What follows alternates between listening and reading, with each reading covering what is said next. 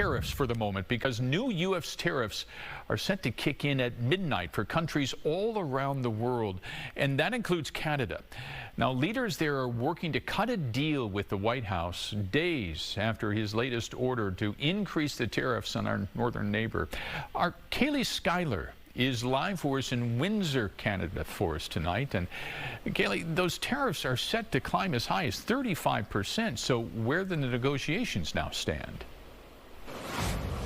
Hi, Tim. So Canadian officials are expecting trade talks to take a while. They say things are moving slowly, but they haven't stalled out completely. This morning, Doug Ford, the head of government here in Ontario, says Canadian officials have a solid plan in place as talks continue to move forward. And Prime Minister Mark Carney says that he hasn't spoken with Trump in recent days, and he won't until it makes sense.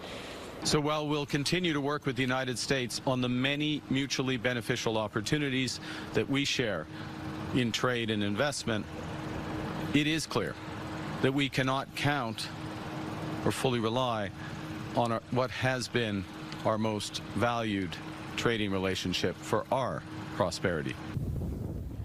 So right now I'm standing in Windsor, but you can see Detroit right across the river, and the two economies are tightly integrated. Officials on both sides of the border say the tariffs already in place are really taking a toll, especially in the auto industry, with tariffs on steel, aluminum, and auto leading to job cuts, work stoppages, and lost sales. Yesterday, Michigan Governor Gretchen Whitmer met with President Trump. She says her state is vulnerable to the extra tax on auto imports from Mexico and Canada. But back here, even with those sectoral tariffs and that 35% rate on some goods, the Canadian side still says no deal is better than a bad one. So I asked the head of Canada's Automotive Parts Manufacturing Association what a good deal could look like. We think a good deal in automotive says the White House needs a tariff on vehicles. It's got one from everybody. You can get one from Canada too. But maybe if those vehicles are USMCA compliant, or they've reached a 50% U.S. content level, then there's an exemption.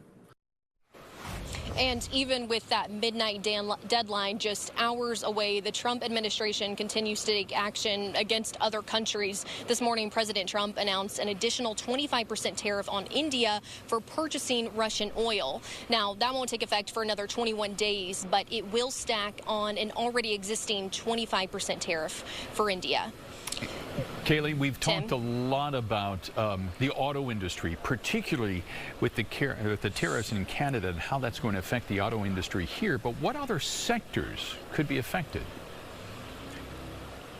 Yeah, Tim. So this morning I interviewed the president of Port Windsor, and he was telling me that Ontario grows 6 million acres of grain, and there are 35 to 40 states in the U.S. that rely solely on the grain from Ontario.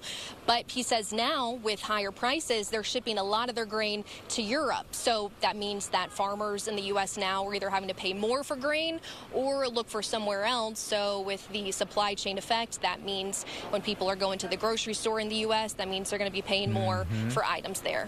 Yeah, we've got a lot of trade between Canada and Minnesota here, so it's something that we're all watching. Kaylee Schuyler coming to us from Windsor, Canada tonight.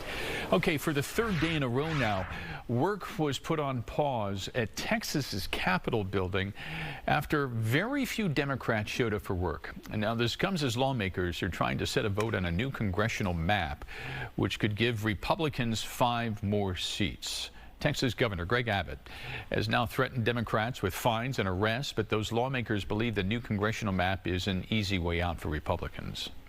Texas Department of Public Safety officers are on the streets looking for those Democrat House members to arrest them and to take them to the Texas Capitol. Texas Republicans, well, they know that they're headed toward a loss of the Congress in 2026. So they've decided that the only way to save themselves is to cheat, to change the rules in the middle of the game. Well, Democratic governors in New York and California have threatened to redraw their own congressional maps to make up for any potential losses in Texas. Okay, coming